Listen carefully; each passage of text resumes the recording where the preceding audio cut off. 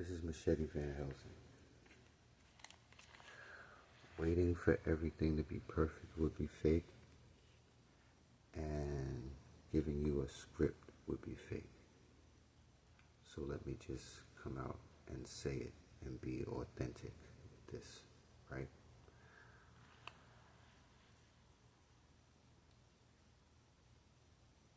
When I was 15, I was in a church with this girl, and I had not attended churches before except for when I was a little kid.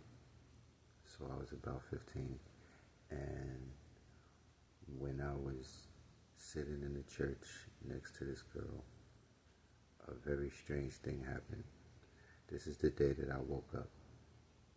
So I'm sitting in the church, and the pastor asked everybody to rise and stand up. And so I watched everybody stand up, and I didn't stand. And the girl next to me, she tapped me on the shoulder, and she told me to stand up. And because I wasn't a member of that church, I didn't feel that, he was talking to me, but I stood up. And when I stood up, the next thing he did was he said to everyone, now repeat after me, right? This is where everything gets weird, right? It's where everything gets... So he starts talking, and the tone and the rhythm that he was talking in, the only way I could describe it is to hum it out. So please bear with me, but I'll just say, right? Okay. Right after he finished, everyone in the building did the same thing. But it was longer, more syllables. He said a lot. They said a lot. But I have an ear for music. And it was strange to me that everybody in the building said the same words at the same time, the same tone, in sync. It was almost like a hypnotic response. Like they were hypnotized and they responded in a hypnotized state, is what it seemed like to me. Because at the time, it seemed impossible that everybody could say the same thing at the same exact time, the same exact tone. It just seemed impossible, right? So something was weird to me about that. Now, here's the thing. I turned around and looked to the side of me, and I'm staring at the person next to me, and the man it was like he didn't see me looking at him. Cool.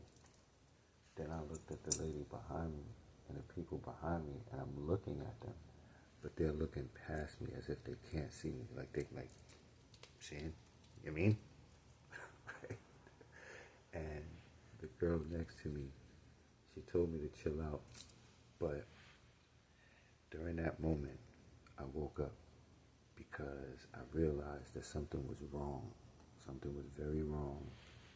And the thought that I had in my head was, if I'm in a church and something feels wrong here, if I'm in a church and something's wrong here, then something's wrong everywhere.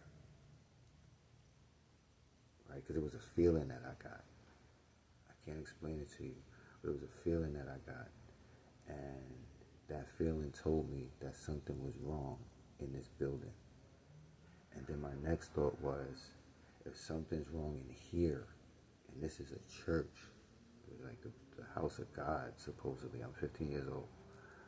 This is the house of God. This is a church, and something's wrong in here, because it felt ominous. It felt wicked. The feeling felt wicked when I looked around and everybody was like,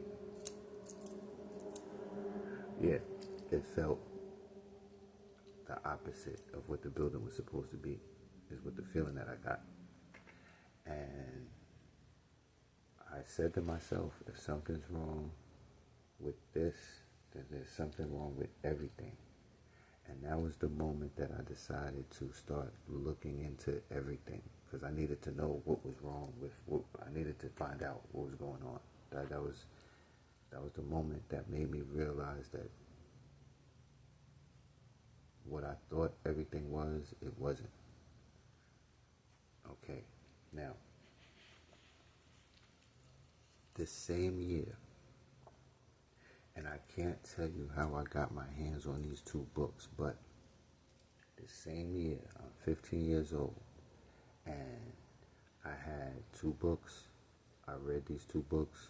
One was named Behold the Pale Horse. The next book was named Illuminati 666. I'm a 15-year-old.